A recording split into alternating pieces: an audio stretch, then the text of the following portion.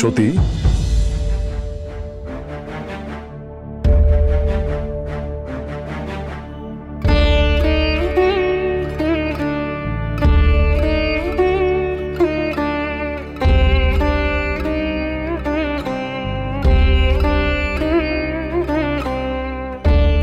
তুমি এত তাড়াতাড়ি ফিরে এলে প্রভু? যজ্ঞস্থান কুশল তো? যজ্ঞ নির্বিঘ্নে সফল হয়েছে তো? যে যজ্ঞে স্বয়ং জগৎ পিতা দেব ব্রহ্মা আছেন, জগৎপালক বিষ্ণুদেব আছেন, সেই যজ্ঞে বিঘ্ন ঘটতে যাবে কেন দাক্ষায়ণী? না প্রভু, না, ওই নামে তুমি আমায় ডেকো না প্রভু।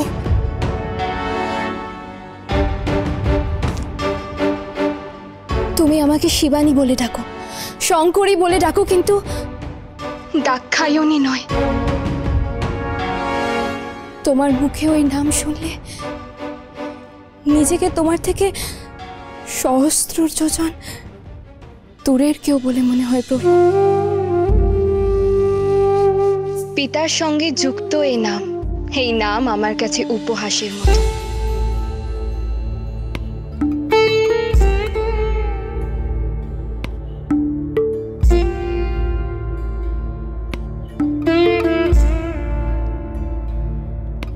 তুমি তাহলে সবকিছু জেনেছো?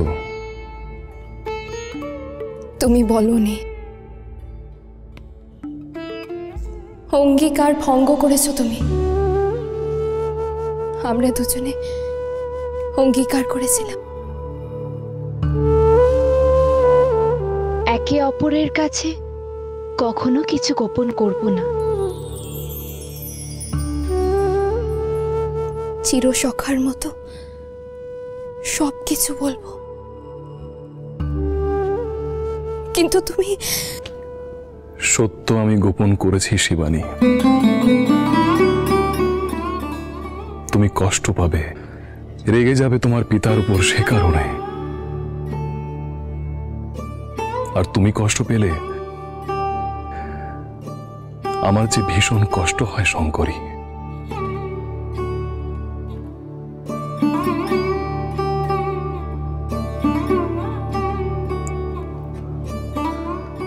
তোমার পিতা আমাকে অভিসম্পাদ দিয়ে যোগ্য ভাগ থেকে আমার অধিকার কেড়ে নিয়েছে।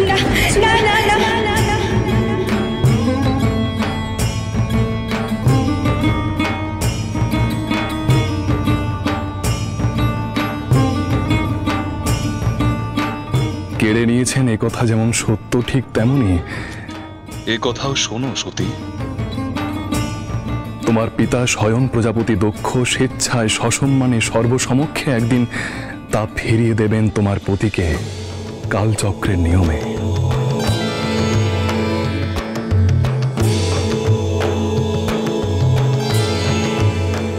তুমি কথা দাও, কোনোদিনও আমার কাছে কিছু গোপন করবে না।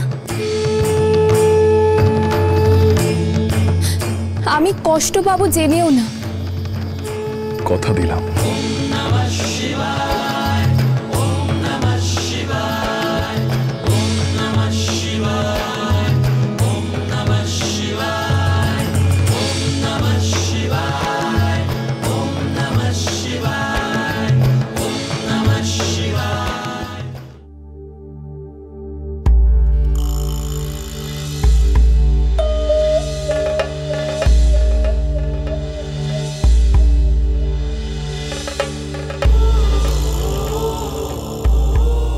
মহারাজ, শান্ত হন মহারাজ, নিজেকে এভাবে কষ্ট দেবেন না। আমি সেই দিন শান্ত হব আচার্য ভৃগু,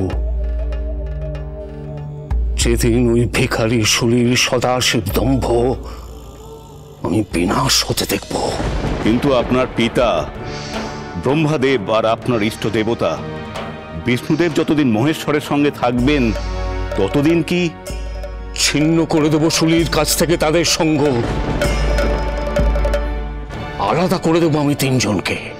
এ অসম্ভব মহারাজ দক্ষ। শত্রু বিনাশে দক্ষের কাছে অসম্ভব বলে কোনো শব্দ নেই আচার্য ভৃগু। বৃহস্পতি সব যজ্ঞ করব, সেই যজ্ঞে আমন্ত্রিত হবেন দেব, গন্ধর্ব, যক্ষ, ঋষিরা তাদের পত্নী সহ। আমন্ত্রিত হবে নাগ, পশু পক্ষী, ত্রিজগতের সমস্ত প্রাণীকুল।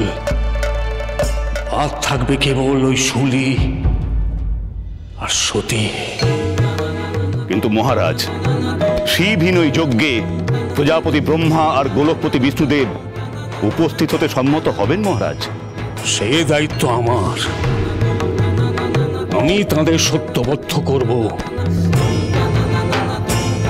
বিরাট সেই যজ্ঞ ঘোষিত হবে দক্ষ যজ্ঞ নামে। দক্ষ যজ্ঞে অনাহুত শুলি ভবিষ্যতে কখনো কোথাও কোনো যজ্ঞের আমন্ত্রণ পাবে না। চরম অপমানিত হবে সে। প্রাপ্ত করব আমি তাকে, পতিত করব।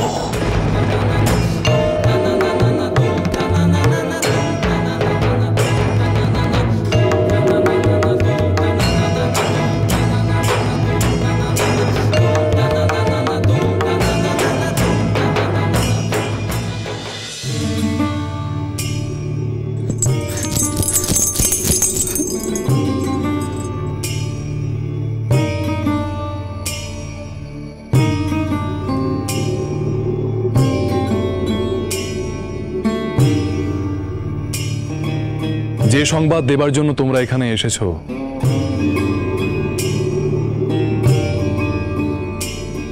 তা না দিয়ে ফিরে গেলে তোমরা স্বস্তিতে থাকতে পারবে না। পিতা, পিতা, গুহক আর চন্দ্রক দক্ষিণ দেশে ভিক্ষা সংগ্রহ করতে গিয়ে যে সংবাদ নিয়ে এসেছে। উত্তেজনা প্রশমিত করে গলার স্বর নামিয়ে কথা বলো। তোমাদের মাতা শুনতে পেলে? পিতা, দক্ষরাজ নাকি এক বিরাট যজ্ঞের আয়োজন করেছে। আর সেই যজ্ঞে সবার আমন্ত্রণ, এমনকি গরুর, নাগ, পশু পাখি, যক্ষ। আনন্দের কথা। যজ্ঞ সভা মানেই বহু কিছুর সমাবেশ। পিতা, পিতা, ব্রহ্মাদেব থাকবেন সেখানে। তিনি না থাকলে যে কোনো যজ্ঞ সভায় সম্পূর্ণ হয় না। বিষ্ণুদেব যজ্ঞরক্ষক। স্বাভাবিক, তিনি দক্ষ রাজার ইষ্টদেব। শিবহীন যজ্ঞের যজ্ঞরক্ষক হতে আপনি স্বীকৃত হলেন প্রভু? দক্ষ কেন আমাকে যজ্ঞরক্ষক করতে চাইছে তা বুঝে ওঠার আগেই তার কথার জালে আমায় জড়িয়ে ফেলে আমার প্রতিশ্রুতি আদায় করে নিয়েছে সে। গোলকপতি,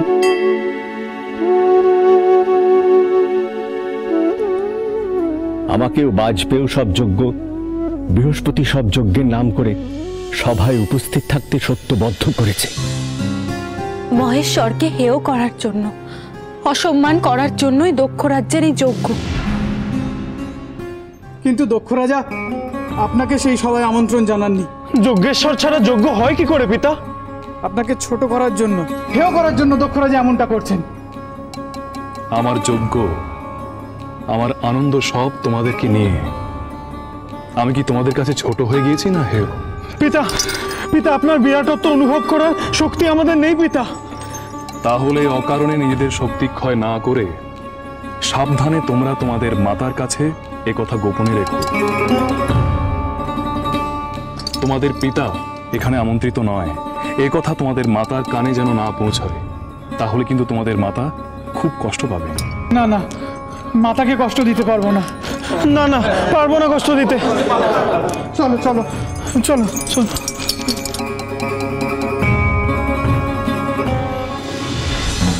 আপনারা আপনারা সবকিছু জেনেও দক্ষ রাজ্যের এই যজ্ঞকে নিবৃত্ত করতে পারলেন না।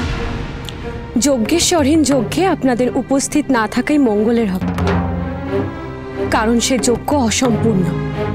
অহংকারে, দম্ভে, শিব বিদ্বেষে দক্ষ এতটাই উন্মত্ত দেবী যে তার মঙ্গল অমঙ্গল হিতাহিত জ্ঞান সম্পূর্ণরূপে লুপ্ত হয়েছে।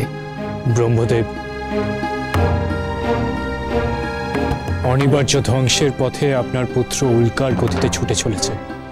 হয়তো হয়তো চোখের সামনে আমার প্রিয়তম পুত্রের শেষ পরিণতি দেখতে হবে বলেই মোহগ্রস্তের মতো আমি সবাই উপস্থিত থাকতে সত্যবদ্ধ হয়েছি। নিয়তি কে ন বদ্ধতে।